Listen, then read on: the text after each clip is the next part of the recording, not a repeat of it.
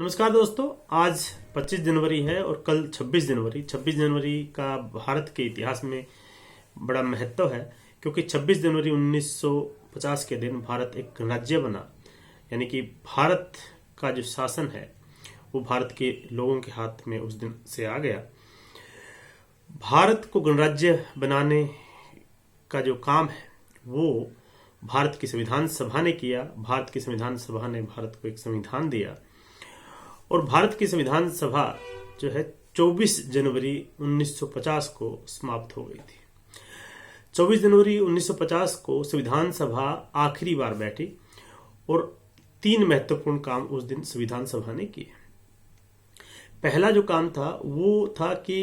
संविधान तो बनकर के 26 नवंबर को तैयार हो गया था, 26 नवंबर 1949 को, लेकिन उसके बाद 24 जनवरी 1950 को संविधान सभा अंतिम बार बैठी और संविधान सभा ने राष्ट्रगीत और राष्ट्रगान यानी कि राष्ट्रगान के रूप में जनगण मन और राष्ट्रगीत के रूप में वंदे मातरम का चुनाव किया और इसे लागू किया। इसके अलावा उसी दिन नए गणराज्य के लिए भारत के राष्ट्रपति का चुनाव हुआ और भारत के राष्ट्रपति के चुनाव के लिए डॉक्टर राजेंद्र प्रसाद को मनोनीत किया गया। मनोनीत करने वाले सदस्य उस समय के जो व्यवस्था में प्रधानमंत्री थे पंडित जवाहरलाल नेहरू जी ने किया। उसके बाद उनको जो सपोर्ट करते हुए उस समय के गृह मंत्री तथा उप प्रधानमंत्री वल्लभ भाई पटेल ने उसको सपोर्ट किया और पूरी जो संविधान सभा थी उनके सभी सदस्यों के समर्थन से उस समय 24 जनवरी 1950 को डॉक्टर राजेंद्र प्रसाद भारत के राष्ट्रपति बने। इसके अलावा उसी दिन जो है संविधान पर हस्ताक्षर भी किए गए, यानी कि जो अंग्रेजी की लिखित कॉपी थी और उसके बाद हिंदी की लिखित कॉपी संविधान की हाथ से लिखी गई और एक जो है इंग्लिश में प्रिंटेड कॉपी थी। वो 3 संविधान की प्रतियां उस दिन थी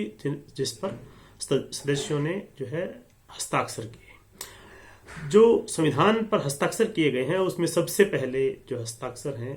वो पंडित जवाहरलाल नेहरू के हैं, क्योंकि वैसे तो उस दिन जो हस्ताक्षर किए जाने थे वो क्रमबद्ध ढंग से, जिस क्रम से लोग संविधान सभा में बैठे थे उसी हिसाब से किए जाने थे, लेकिन प्रधानमंत्री जवाहरलाल नेहरू को उस दिन कहीं जाना था काम के चलते, इसलिए उन्हें सबसे पहले